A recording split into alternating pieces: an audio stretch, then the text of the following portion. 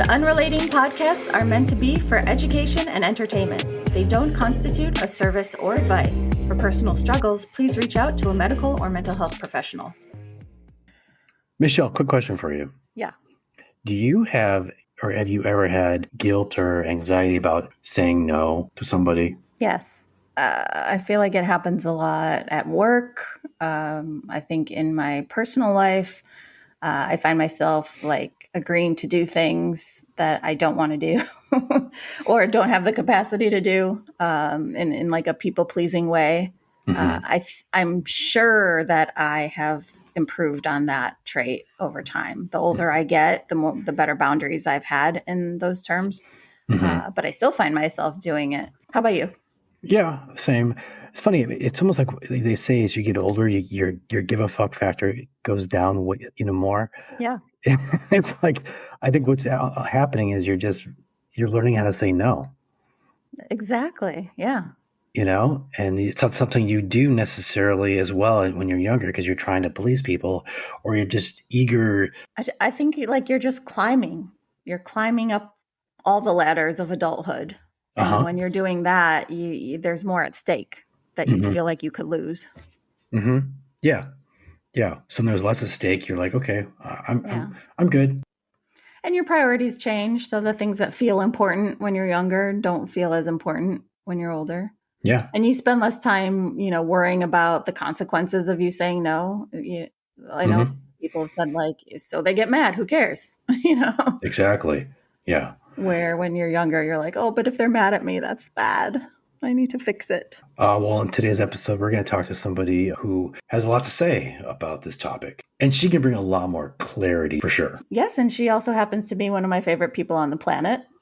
So full disclosure, she is my best friend from middle school. And all these years later, still one of the most amazing people I've ever met. So not only are we going to learn about people pleasing, we're going to learn about Michelle as well. And Michelle in middle school, which is such a wonderful treat, I'm sure, to picture. Hopefully she doesn't tell a lot of embarrassing stories. But in terms of, we've had shows about like friendships and stuff. I could not imagine a better friend. All the traits of the best kind of friend you could ask for. So I feel a lot of gratitude for having her in my life. And also she happens to be this great resource on what we're going to talk about today. So it's a win-win. Hi, I'm Kelly. And I'm Michelle. Welcome to Unrelating with Kel and Michelle. I've been a licensed marriage and family therapist for over 2 decades. And I'm the show producer and co-host. Together, we'll explore how we engage in relationships, why we do what we do, and what causes people to unrelate. Joining us today on Unrelating is Laura, a certified holistic health coach, to talk about something I think we can all relate to, people pleasing. Well, some of us, apparently. I should say, before we started the show, Kelly admitted to not being a people pleaser. Well, maybe you didn't say it in those words, but you don't care about what other people think ever. You just do you, right? We'll find. Actually, I guess we'll find out, right? Once we talk to Laura. I'm a wife pleaser. Does that count? Well, let's talk to your wife. Okay, cool. Laura, thank you for joining us on Unrelating. Thanks for having me. I'm excited to be here. Let's learn a little bit about you. What's your background? How did you get started in this field? So I struggled with my weight from the age of 12, went to my first weight loss program with my parents when I was 13. And that's really where everything started without really knowing where that was going to lead, but really struggled with my weight and didn't even realize it was really my relationship with food until later. But through the years, I would yo-yo diet, I would lose weight, gain it all back, plus more. And in 2008, I lost 60 pounds, and it took a couple years and a few different approaches, but lost the 60 pounds and then have pretty much kept it off since then. And so as I was going through that maintenance part, I was working in advertising, and friends and family and coworkers were coming to me asking me for advice and guidance on their weight loss journeys as well. And I was like, I'm really passionate about this, and I really enjoy doing this, and decided to get my certification from the Institute for Integrative Nutrition, IIN, and didn't really know what I was going to do with it. And like 2 months into that, left my job in advertising and basically started my business. And also started to work with my own health coach, which is when I started to learn about my relationship with food, which then is really, and we'll talk a little bit more about this, really what shaped my approach and what I do with my clients now to really help them reduce guilt and shame around their eating. Don't really work with people so much on what they're eating. It's more of why. So when they're binge eating, emotionally eating, and have a lot of like mental food gymnastics, a lot of food noise, really digging into what's actually leading to that, because the food is typically a symptom that there's something else going on. And so we want to dive into what that something else is. Mm-hmm. So important too, because, and I like the term food noise because that just hit me. You know, I have a lot of food noise. I think about food more than I want to or should, if I can should myself there. But the why is what is going to ultimately lead to the change. A lot of times, you know, when we get into when people are working on self-development or setting goals, there's always the question of like, what's your why? You need to have your why in order to keep that in your back pocket or keep it front and center so that you will actually work towards and reach your goals. What we actually look at is your why not, because there's a lot of friction often when it comes to our relationship with food, or even like you said, I am thinking about food, but then I don't really want to be thinking about food. And if there's times where you end up not even being hungry and eat something that is out of alignment with your goals, or really digging into even what is leading to that food noise, because my guess is some people will say, well, I just want the food, or it just sounds good, or I just have the taste for it. And my guess is typically when we have the food noise, or when we're eating and we aren't really hungry, there's usually something else going on there. And so we look at what's the why not of why am I not doing what I know I should be doing or could be doing. I was just going to say that last thing you said is like the basic theme of therapy. Why am I not doing the thing I should be doing, really, for Yep. myself? I see a lot of parallels between, you know, the clinical work that I do and the work that you do in terms of clients.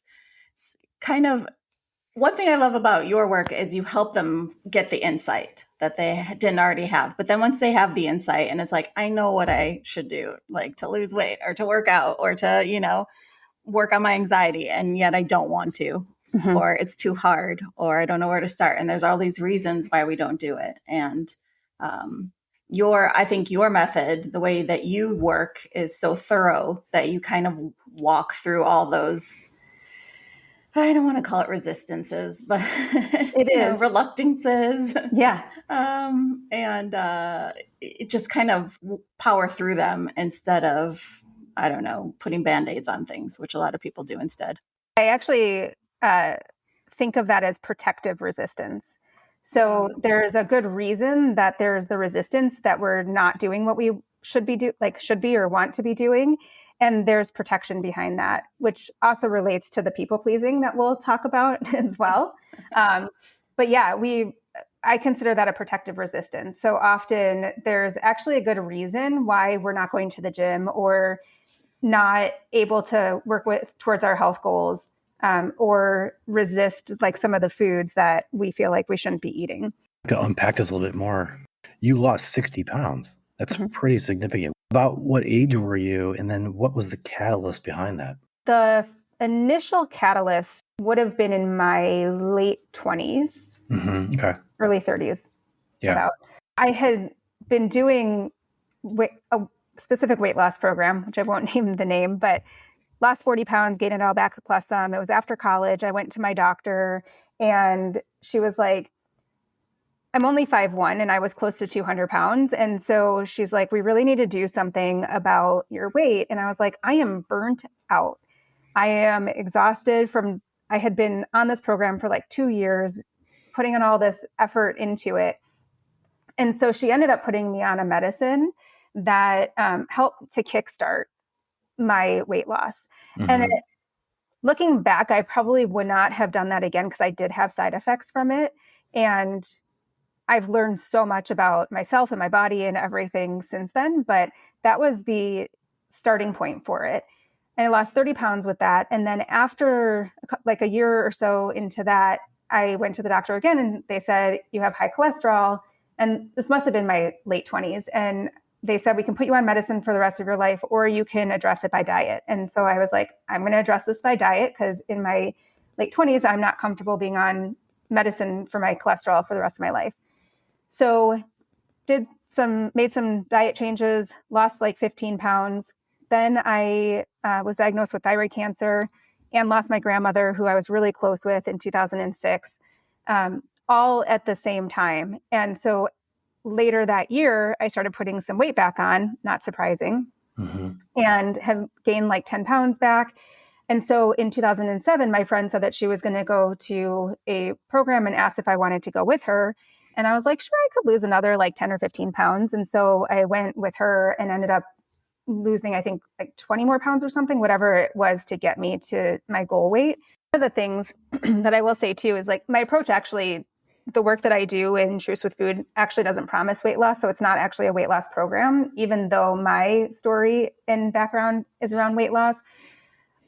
And the reason for that is because even though I was maintaining my weight for years by the time I started at health coaching, I was still struggling with my relationship with food and didn't really realize it at that point. But I had so much food noise. I was constantly thinking about food, of if I'm leaving the house, what happens if I'm somewhere and I don't have food and I get hungry, or all the mental gymnastics of like, should I eat this? Shouldn't I eat this? I really want this. I don't. Or I would be in this cycle of eating well for a while, then saying, screw it, eating whatever I wanted, then having to rein it in again. And so it was a really exhausting cycle. And once I met my health coach, when I started talking to her from a business perspective and learned about her approach, which is Truce with Food, that's when I was like, wait a second, life doesn't have to be like this. I thought this was normal, and that all of this food noise was kind of just because it had been around for so long, that that's just the way life was. And once I started working with her to unpack and understand where that was coming from and how that was actually trying to protect me in some way, and working through all of that, that's when life was like, the guilt and the shame and so much of that food noise had changed. And even some of the tastes and some of my desires for certain things, like alcohol, was actually one of the first things to kind of fall by the wayside naturally. It wasn't like I had to really think about and dig my heels in and be like, ooh, I want some wine, but I shouldn't have any. And it wasn't like I was drinking a lot, but if I wanted a glass, I would have a glass of wine or two at night after work, or when I was out with friends. Figured out part of that was people pleasing, but it just didn't taste the same to me, and I just didn't want it. And it was really interesting to just naturally not even crave it, not want it. And that was from working through it had to do and was related to being bullied in middle school and high school and not wanting to be misunderstood. And once I was able to understand that and learn about that, that's where the food, like I was more naturally able to eat in alignment with my goals without having a lot of the food noise and the guilt around it as well. Yeah. And I mean, you're talking about food with a lot of clinical words: guilt, shame, anxiety, mental gymnastics. So spending this time with you talking about how linked those things are feels very valuable. And you brought up people pleasing a couple times, which is kind of where Kelly and I, perked up in terms of, I can certainly relate to that. I always tell people that my disease to please is in partial remission, but it definitely creeps up. I have flare-ups. I would love to talk to you more about not just people pleasing, but the relationship to people pleasing with your relationship with food. How do we want to define people pleasing? I can tell you what ChatGPT said. Sure. People pleasing is when someone habitually prioritizes others' needs, wants, or approval over their own, often at the expense of their own well-being, time, or boundaries. Yeah, not bad, huh? Not bad. Pretty good. Right? Or would you add anything to that? I think that ties it wraps it all and defines it really well. I'm just thinking about, there's so much nuance to different terms and words and things that we talk about in my programs. And so I'm just thinking about, even if it doesn't feel like people pleasing is something that you do, I also think about it as accommodating as well. So this is a really, it doesn't necessarily have to be pleasing other people, but it's like, we call this a protection strategy, which would be people pleasing as well as accommodating. And so it could even show up, and this is a really kind of ridiculous example, but anytime I use, and this is related to food, anytime I use the word I should or I shouldn't, the should is typically a sign to me that I am accommodating something. And so there was one day that I was in the pantry and I was eating a couple of chips, and I said, oh, I should just put the chips away, but there were only like 2 or 3 left in the bag. And I was like, oh, I shouldn't leave the chips because my husband's going to judge me and be like, why did you leave 2 chips? And then I was like, wait, because I'd already done this work. I was like, why am I accommodating the chips? Because I was at that point, right? Because I'm like, I don't want to just throw out these, or I want to finish these chips so I don't leave the empty bag. And so I decided to close up the bag and leave it there. So that even is a sign of accommodating. And actually, that kind of is people pleasing, because I didn't want to leave the chips for then to get the comment of, why did you leave 2 chips left in the bag, right? So like that even is kind of a form of people pleasing. And so it doesn't necessarily have to be like, oh, I haven't created these boundaries and I'm doing everything, like I'm falling off my to-do list, I'm exhausted, which does happen often for people, right? Where it leads to burnout or resentment in relationships and stuff like that. But it can even show up in silly situations like that as well, where we can even accommodate the food or alcohol at certain times as well. I think everyone's on the same page that if you leave like 3 chips in a bag, it's like, why? You know? Yeah. Just eat them. Although I'll say, if I'm at a restaurant or something, I'll overeat if I have like just a tiny bit left. I'm like, well, that's not worth taking home. I might as well just finish it. So yeah. What is that? Just because you feel like you should finish the plate? Is it because of something that you're afraid, like not afraid in terms of like logically, it's not going to make a difference, but is it because you don't want to like insult the waitress or that it would look silly if you left it? Because I've had some of those thoughts before. Yeah, I think that goes through my head too. Or like, what, am I really going to reheat 3 noodles tomorrow for lunch? I like, though, that you made the distinction that you added accommodating to the people pleasing theme, because like all things, you could be an extreme people pleaser, which could lead to burnout and exhaustion and a lot of unmet needs. So sometimes people hear a term like that and they reject it. They're like, I'm not a people pleaser. But there's nuance to it. Mm-hmm. And you might be an accommodator. And, so there's different levels of people pleasing. And I think most people will fall on somewhere on that spectrum. I don't run into a lot of people that have no desire to sometimes accommodate. Isn't it a fine line, though? And this question is to both of you. Isn't there a fine line between being a people pleaser and just being a nice person? Like, it's like ultimately, it's like you do want at some point to accommodate others to some degree. I mean, you have to, I guess they're drawing that fine line where I'm not going to over accommodate somebody unless I really want to and I love them and it's, part of that relationship. But like, I'm just trying to think of scenarios where I've drawn a line in the sand. Maybe it's at work or maybe it's with my parents or whatever, where I'm not going to do this, but I will do this. That's a great question and something that I get asked often too from clients, because in relationships, there's going to be compromise, right? There's always going to be some sort of accommodation that comes up.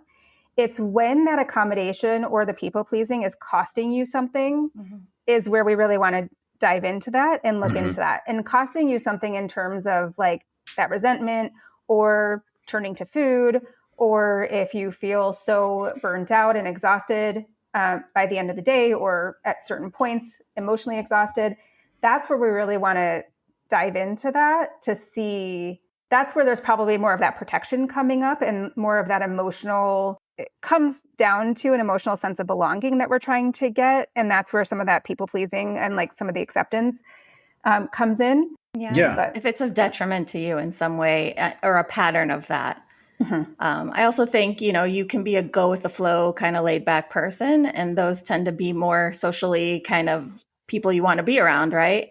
But that can be an extreme too. If you've ever met someone who is like, I don't care what we do, you make the decisions, I'll do whatever, I have no opinion.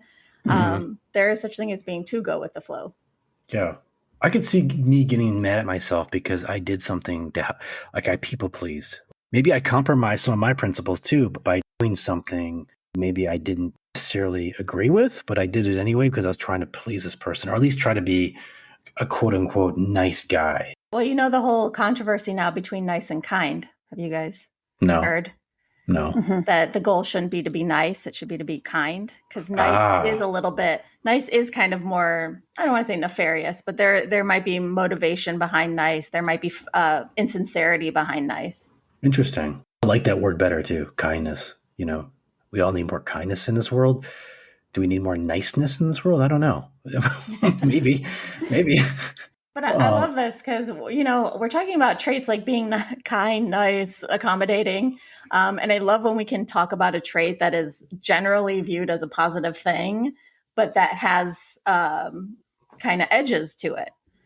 So I may be a compassionate person, but I'm not a bottomless pit of compassion. We've talked in other shows about being independent is a good thing, but hyper independence can be detrimental to your relationship. And so this people pleasing, it would be nice to be around someone who wants to please you, right? But if they're completely ignoring their wants and their needs, that's not going to last. And the shadow to people pleasing is often resentment. Okay, let me run a scenario by the two of you. I went to a party recently. I'm not going to say where, I'm not going to say what, but there are people there who I didn't necessarily want to talk to. That's me at every party, so I can relate, Kelly. But there are people there I did.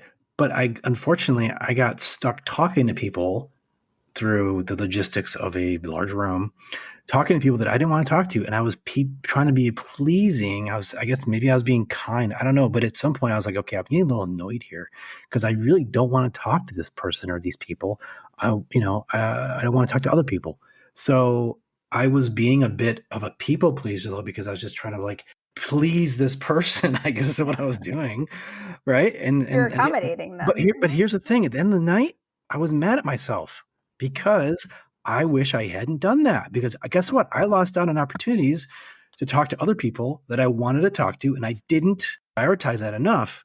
And there was a window. You have a window. You have like a 3-hour window or 4-hour window, whatever it is, to do that. So that's a situation where I was people pleasing, and I wish I hadn't. That's a perfect example, actually, of one of the things with people pleasing and accommodating is, and often when we're turning to food too, it's a sign that our needs aren't getting met. And what you just described and why you were mad at yourself for accommodating those other people is because your needs weren't met in that situation.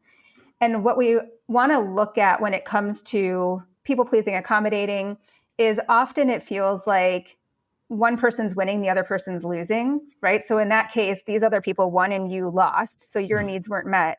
And how do we get to that win-win? And what is the compromise that would help so that both parties are getting their needs met? And sometimes when we're people pleasers, we don't know what our needs are. And also we don't know what the other person's needs are.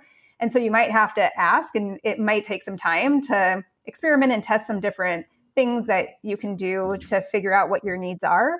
But I think that's a great example. And I'm curious, you ate when you got home, or if you had some more drinks than you would have liked to while you were, I don't know what kind of social event this was. But I'm just curious if any of that crept in because of that. Because that's what I see a lot with my clients, is especially if they're at a party that has food or alcohol, that's where they would be topping up their drinks and drinking more because they're uncomfortable, their needs aren't getting met, as well as they'd probably go home and have a second dinner or binge eat and just find the bottom of the ice cream carton or whatever it is that they turn to.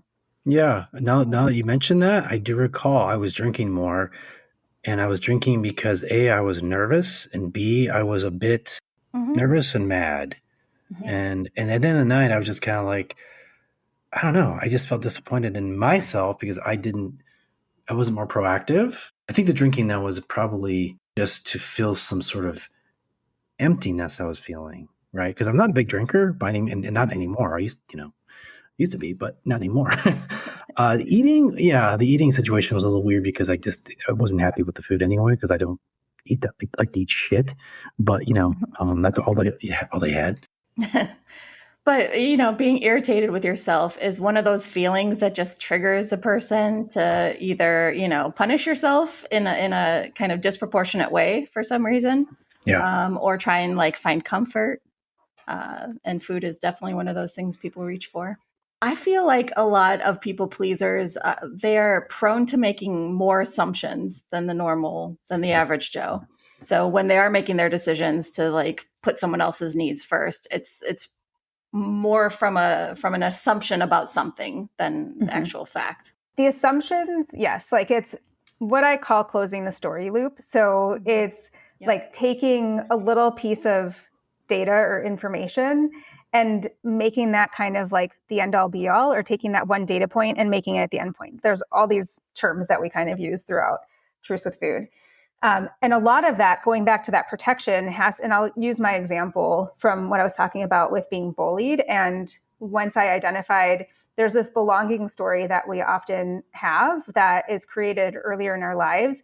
And mine from being bullied in middle school and high school was that if I misunderstood, then I would fail, end up rejected, or be rejected and end up alone. And so that I carried with me into my adult life.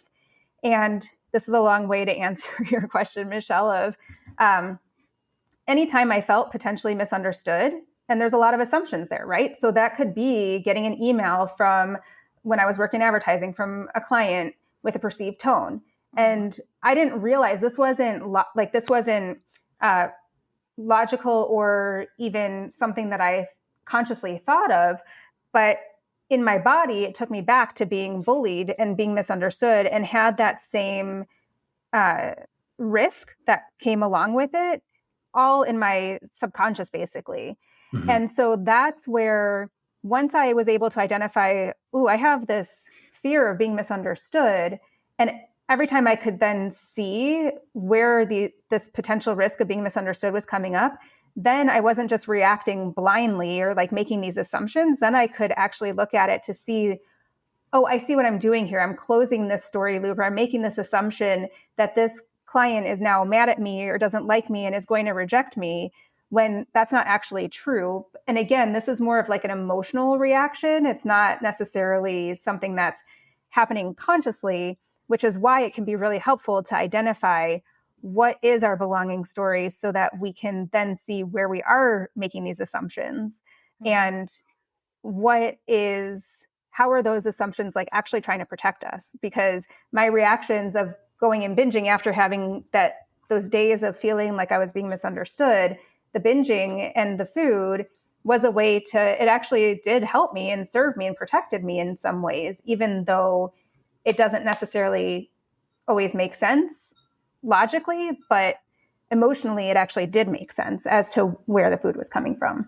I think too, I'm trying to reflect on myself, and I think sometimes my people pleasing is a reaction to avoiding a perception that I don't want of myself. So like at work, I'll put the frickin' emojis and the exclamation points on my emails because I know that, professionally, I have some traits that are considered more male in terms of like I'm direct, assertive, kind of more directive, more ambitious, maybe. I don't know. And so I'm very like heightenedly aware that sometimes I'm being judged for those traits, because I'm in a profession that is like I work in nonprofit. So it's like very collaborative, very in partnership, very,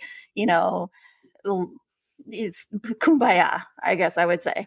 And I'm not always like that. And so I think a lot of times I'm like actively trying to present a different way, in a people pleasing way, so that I can like guarantee that I'm seen as a team player, that I'm seen as a collaborator, and all these things. Mm-hmm. But I think I'm those things, but I'm really like worried that other people don't think I'm those things. I was going to talk to you about that. My people pleasing. Your collaboration skills. We should discuss that off mic. I'm just kidding. It's not my fault you generate a need to tease you in me. Would you be open to being coached at all? Yes, tell me. As my Please coach her. Yeah, tell me what to do. Well, coaches, we don't tell people what to do. I hear that all the time. Give me advice. I'm like, oh, I can't. What do you feel like is at risk, or that it would say about you if you aren't a team player, or if you are more, it can go either way, right? Like if you're not seen as a team player, or if you have more of those masculine traits and what you don't necessarily want to be perceived as. I just worry about being judged by the people I need to have good relationships with at work, and them feeling like I'm judging them because I have a high standard, or because I have certain expectations of competence. Is that the worry though? Is that, like, when you say being judged, what is the worry about being judged for? Is it that you're not competent, or is it something else? My instinct is telling me that it's about feeling misrepresented. And if I can trace that back, I think because I've always been a shy and quiet person, I haven't had a lot of control over how people see me because I don't like. Mm-hmm.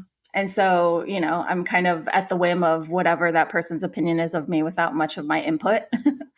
So yeah, that misrepresentation piece is feeling strong for me. So being misrepresented, and some people will talk about that too, of feeling exposed. So like, this is kind of just like pulling back the curtain onto that belonging story as well. And what I'd be curious about is if there's times, like the times that you have some of that food noise, or the times where you feel like, the times you have the food noise, if those are times where you're feeling either like there's potential that you'll be misrepresented, or if it's that you are almost going above and beyond, and where we talked about with people pleasing, like it costing you something, where it feels like it's maybe not authentic to you in how you would actually want to show up or think to show up for yourself. Like if those are times where that food noise is stronger. What's interesting about my food noise is a lot of times it's excitement. I'm going to seem so pathetic right now, but like sometimes I'll make, I meal prep for myself. I'll make a salad I'm like particularly excited about. So the evening before I'm like, oh, I get to eat this tomorrow. And so it's not necessarily a negative. I do use food when I'm like need comfort, irritation, frustration, whatever. I know that part. But what do you think is behind the like joy of eating piece? Sometimes it has to do with if we are lacking satisfaction elsewhere, then we look to food to fill some of that satisfaction. There's a lot of metaphor in how we show up around food, how we think about food. And so even if you're like male, and I'm not saying this is necessarily you, just in general, like if we're feeling malnourished in other places of our lives, whether like if we're people pleasing so much and our needs aren't getting met and we're emotionally depleted, that's a malnourishment, right? Like emotional malnourishment. Mm-hmm. And so that's where food can have much more excitement around it. And we can look to food to fill some of that. And also why some people will feel like they have an insatiable need for food, and that's where some of the binge eating will come in, because they're trying to fill some of that void and build up some of that like quote unquote nourishment or satisfaction that they're lacking elsewhere. Laura, can you redefine food noise? Again, I'm guessing you've never had food noise. I mean, it makes noise sometimes, but crunch, crunch. Kelly, I'm picturing you with like the Homer Simpson head where it's just like a fly or a donut. I'm thinking donut. Yeah, donut. Like, yeah. Some good sidecar donut here, and a big frothy beer here. No, I'm just kidding.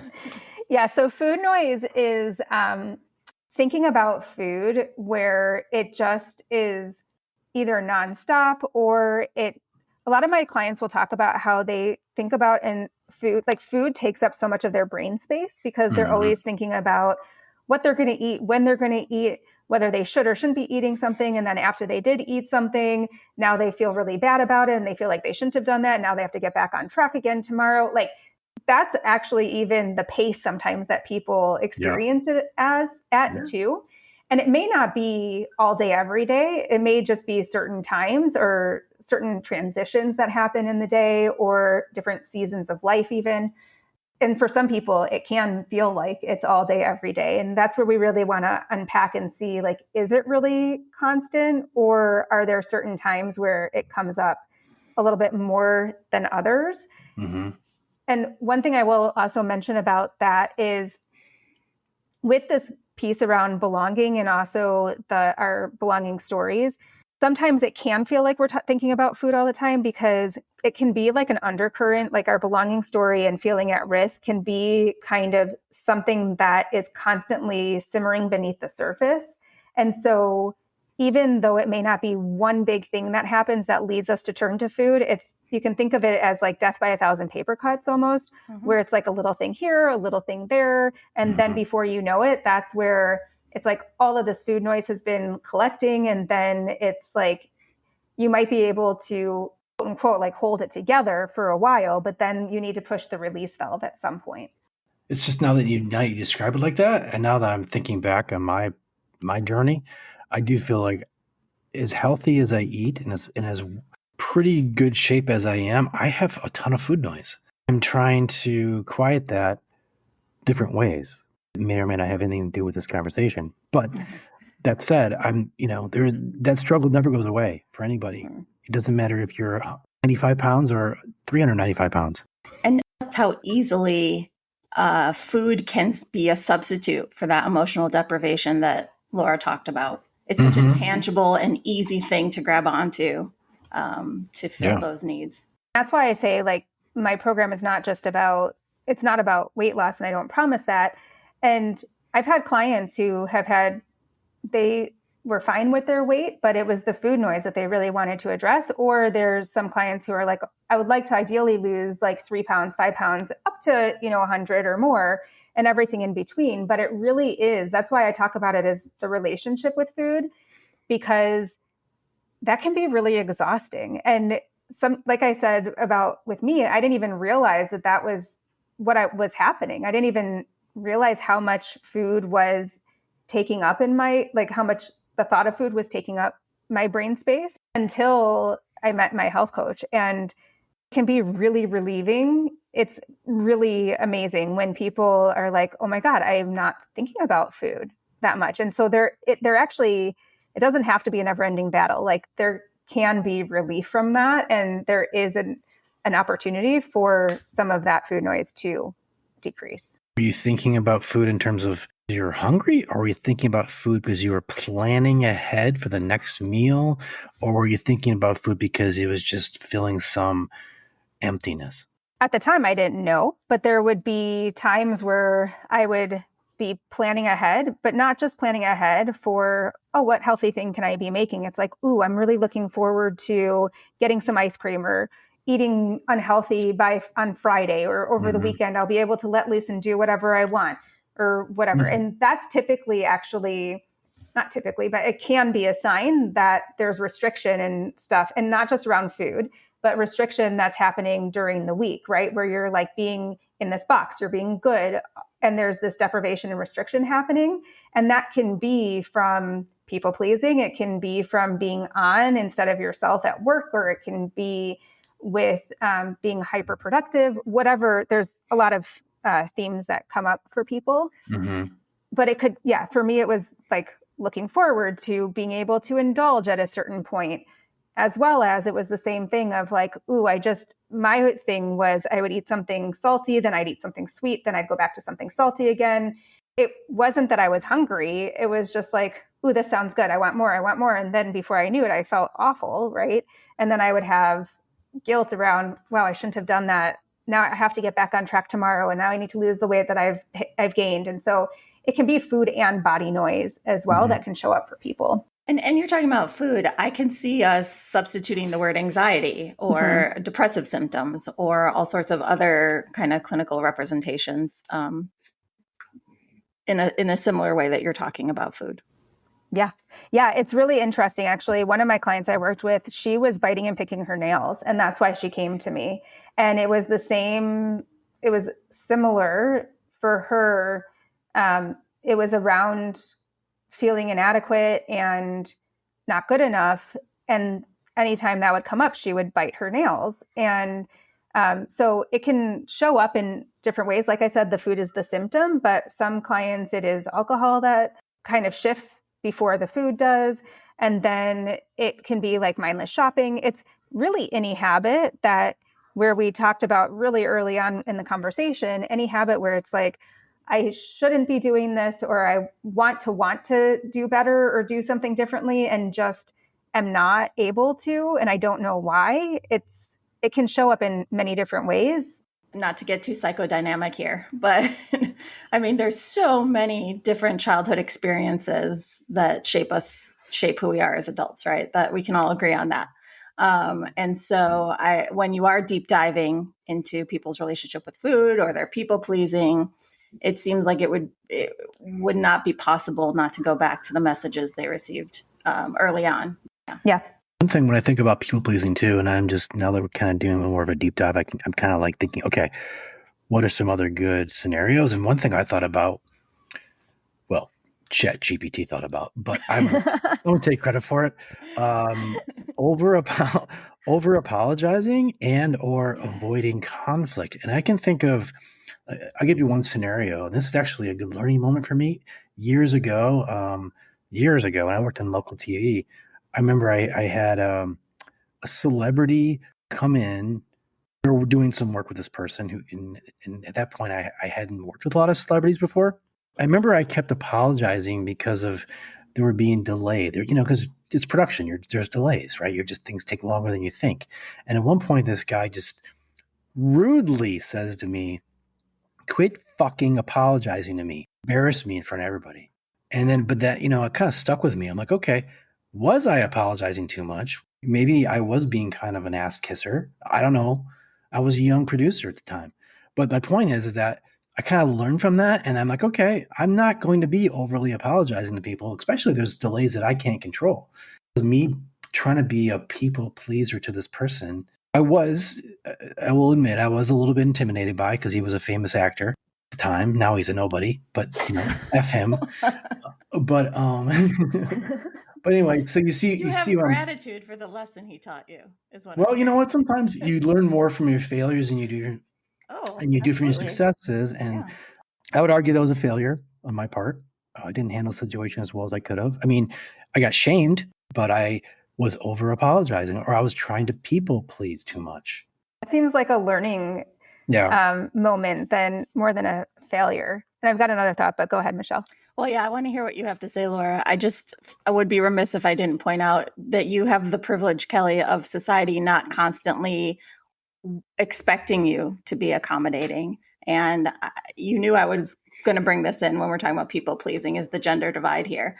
And I don't want to be cliche about it, but when you're told as a little girl all the way up to womanhood that you need to accommodate people and be flexible and be kind and meet other people's needs, there's an epidemic of over apologizing in the female community. And I do it. I try so hard not to. I've started like shifting it. Instead of "I'm sorry I'm late," I'm like, "Thank you for your patience," things like that.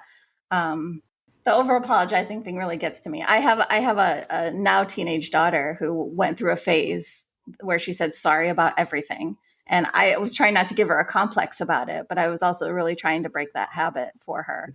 Is she Canadian? No, because then she'd say sorry. I would love to hear Laura's thoughts, but the apologizing is definitely something that comes with being a people pleaser, or just feeling like you can't take up the same space as other people.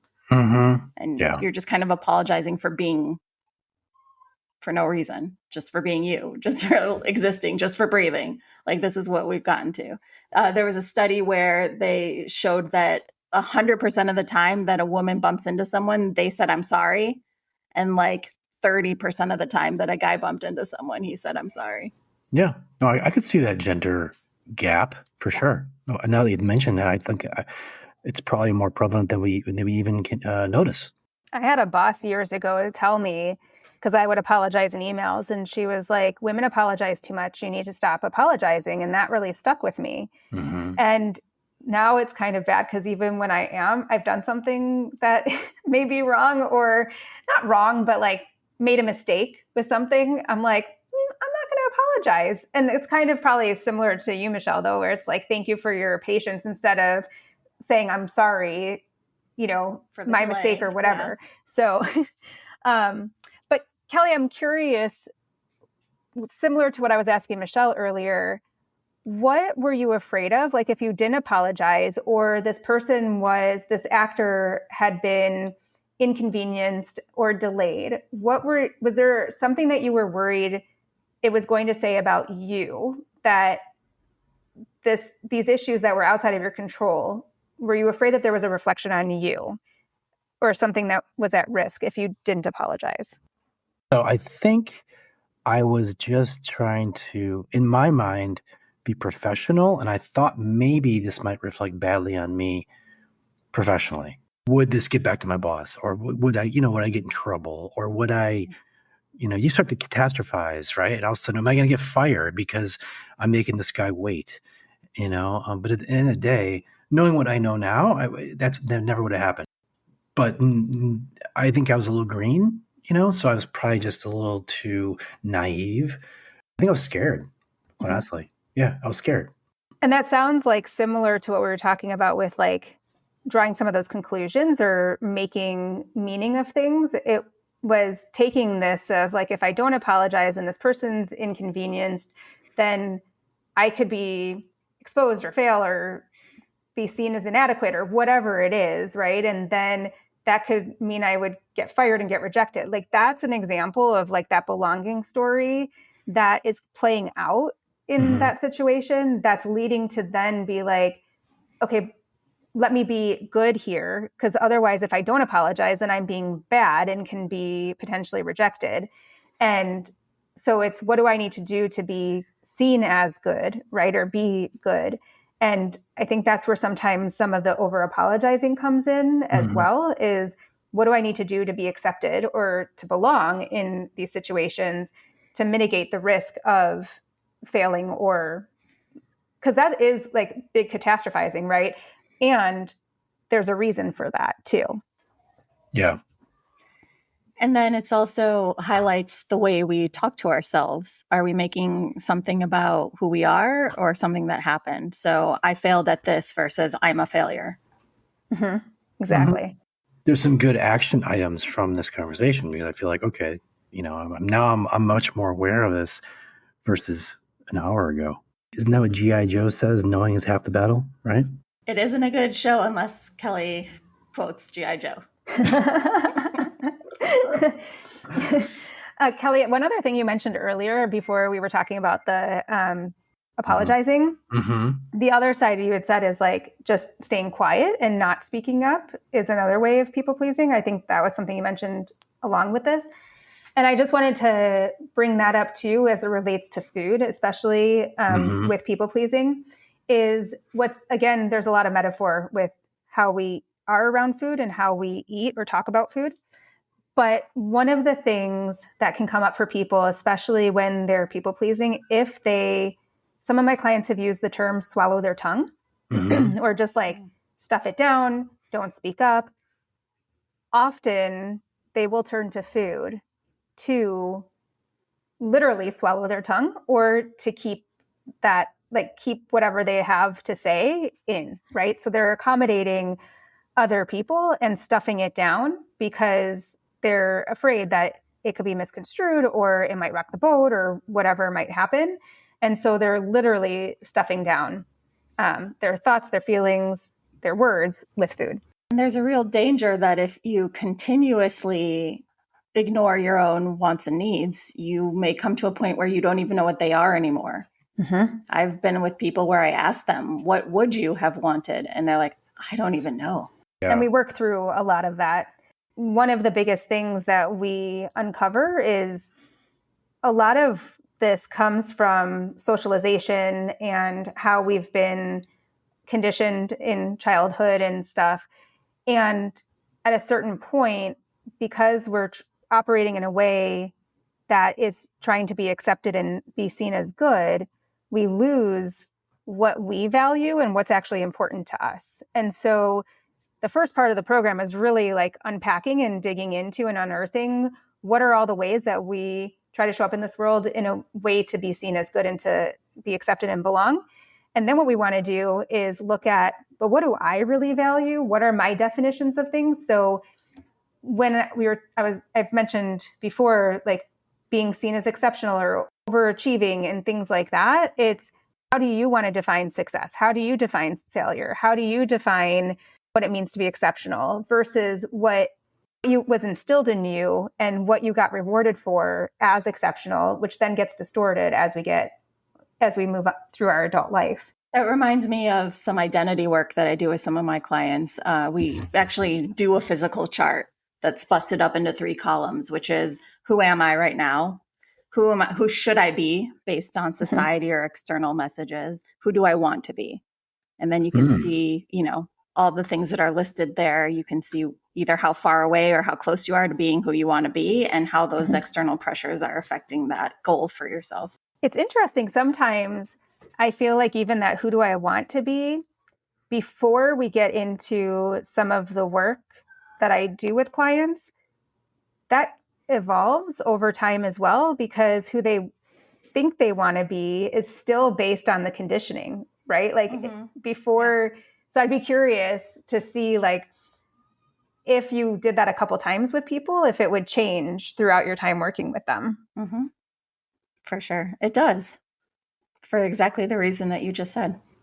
So I think just to kind of wrap this up a little bit, Laura, what would you advise listeners or clients who do identify as people pleasers, and whether it be with food or whether it be with other people, strangers, or their family? Like, what are some takeaways, some action items people can actually try to practice in their daily lives? Great question. So a couple of things that I always like to give questions because those are considered tools that they can have in their toolbox and that they can pull out when they recognize that they're people pleasing. And again, you may not even notice that, because it's so automatic often, you may not even notice that you're doing it until maybe after the fact. So like Kelly, your example of like, I was really mad at myself and felt really bad after the party. That can be a sign like, wait a second, let me pause for a second and see what happened at the party that is making me feel this way about myself. And if you can identify that, oh, I was accommodating these other people or people pleasing, then it can just be helpful to have that clarity and awareness of what was happening. But if you're able to catch it in the moment or even before it happens, so one of those signs could be if you say like, oh, I should do X or I shouldn't do Y, then that's a sign that check and see and pause. Are you people pleasing or accommodating? And a couple of questions you can ask is, as we talked about earlier, is we want to get to that win-win so that it's not one person's winning and the other's losing. So you can ask yourself, like, where's the win-win? And you might need to get more information from the other person if you don't know. And then another question the listeners can ask themselves is, what if it's safe to have my own needs? What would I choose? So like even thinking about being at that party, like what if it's safe for me to have my own needs of walking away from these people or like politely dismissing myself, right? And going to talk to the people that I would like to talk to, what would I choose? And like, is it safe for like, and again, this is the emotional safety, right? Is it safe for you to walk away from that group of people?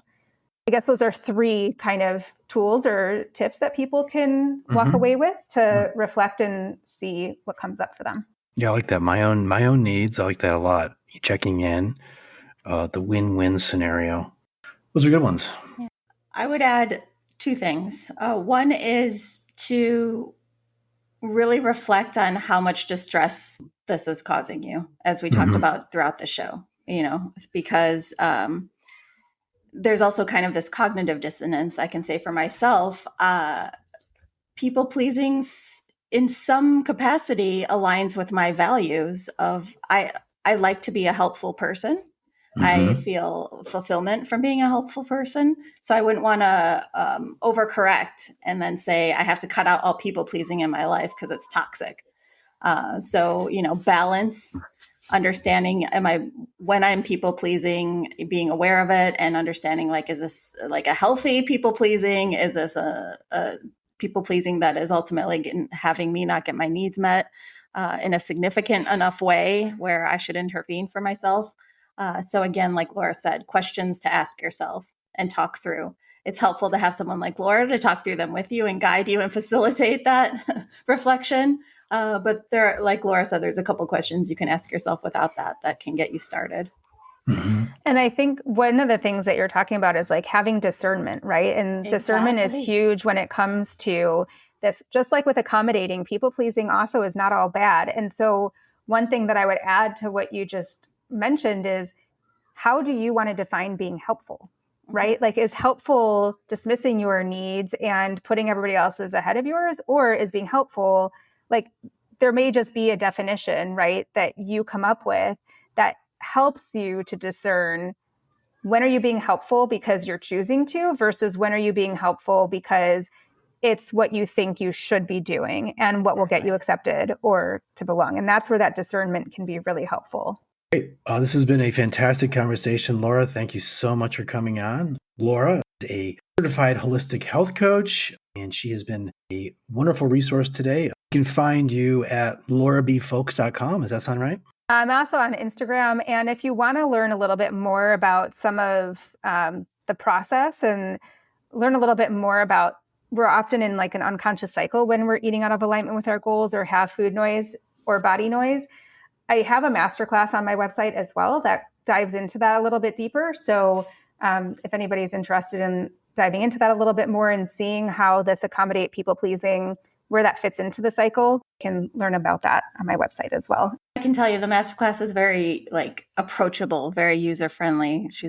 Laura's not like throwing a bunch of esoteric kind of concepts at you and being like, go. Or the other thing I love about Laura's work is it's not like cookie cutter. There's a framework that we follow. It's all customized, personalized based on each person's experience and what comes up, because no two people are the same. Kel, I really appreciated the show for a lot of reasons, but one is that sometimes you hear like certified holistic health coach and you're like, what is that? It feels very like buzzwordy. But Laura really gave us a sense of what that looks like and what it would entail to work with a holistic health coach and what sort of steps she takes you through. And they all seem so very valuable in terms of reflecting and gaining insight about your relationship with food, and just all the parallels that came. Not just we were talking about food for a bit, but you could have put any kind of distressing feeling or category in there, and it would have been the same. Yeah, you mentioned at one point anxiety, substitute food for anxiety, and there's a lot of same parallels. Because it's one of those topics I haven't put much thought into, and suddenly I'm like, now I'm overthinking my people pleasing. But it's funny because you don't think of people pleasing in terms of food, but it's there, it's right there. Mm-hmm.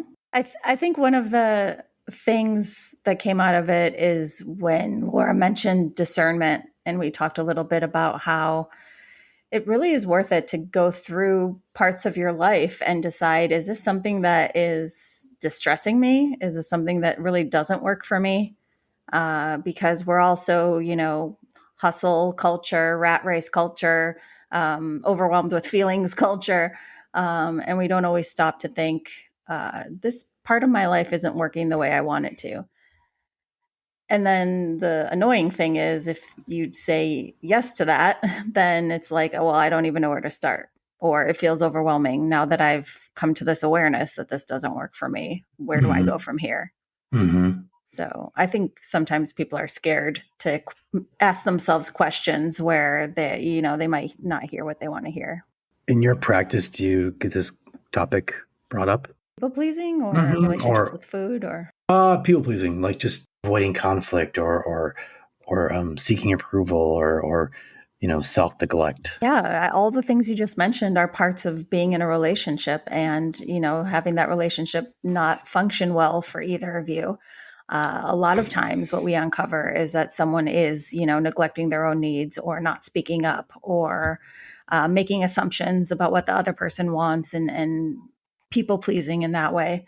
And even with my individual clients, there's just so much we get programmed to think when we're younger from our parents, from society. If you grew up in a household where there was, conflict or tension, maybe you became a people pleaser because that was the way to diffuse a situation, or that was the way you were able to kind of make everything okay in the household. If you could just be good enough, if you could just, make someone happy. Uh, there's other types of childhoods or household dynamics that go into people pleasing. And so again, it's the idea of either working with someone or through your own self work, figuring out what those messages were when you were younger, how you came to be. A lot of people who now have anxiety about, perfectionism or have really high standards for themselves and then punish themselves when they don't reach those standards. That can come from being in a household where it was really important to perform or to achieve. There were high expectations. And all of these things, not all of these things, but a lot of these things whittle down to what you are attaching as your self-worth. So I'm only worthy if I am accommodating. I'm only worthy if I am high achieving. I'm only worthy if I blank. It's figuring out how that sentence ends for you. We can all relate to this. Yeah, because, we all end up putting conditions on our self-worth because that's just what we do. But when you think about it, self-worth is about feeling like you deserve love, that you're worthy of love and respect and getting your needs met. So then when we say, I am only worthy of love under these specific circumstances, that's where a lot of people get caught up. At one point we talked about kindness versus... being kind versus being nice. It's an interesting comparison, I think. On the surface, they sound similar, but I think there's definitely some distinctions you can make. A lot of people feel that way. They just haven't stopped to think about it. I think that was the theme you brought up, is like, I didn't stop to think about this way. Right. Another reason I like the show, which I know we say a lot, but I love that, we have people on that make us think about things that maybe we didn't think about before, or that like resonate with us in a way where now we're going to start thinking or doing something different. And that's such a great gift. Yeah. No, I think Laura brought up some really, really good points. I know. She got me with the sweet then salty, sweet then salty. That is me. That defines me. Right. At night. Right. Always at night. Snacking around. Well, who doesn't think about food? Like that's where, I struggle, because there is a joy in eating. There's a joy in food and consumption. I mean, if you're a foodie, you really love to go try new food, and you need to love to try new restaurants. And like anything, it's like in moderation. I think that's kind of the approach that I take. It's okay. This is great, but like a nice piece of chocolate, I'm only going to do a little bit because, well, I'm limiting myself, I guess, but I'm also trying to savor it. There's a lot of joy in that. Yeah. It makes me think we all need to be better about being partially satisfied. Partially satisfied. Yeah. What does that mean?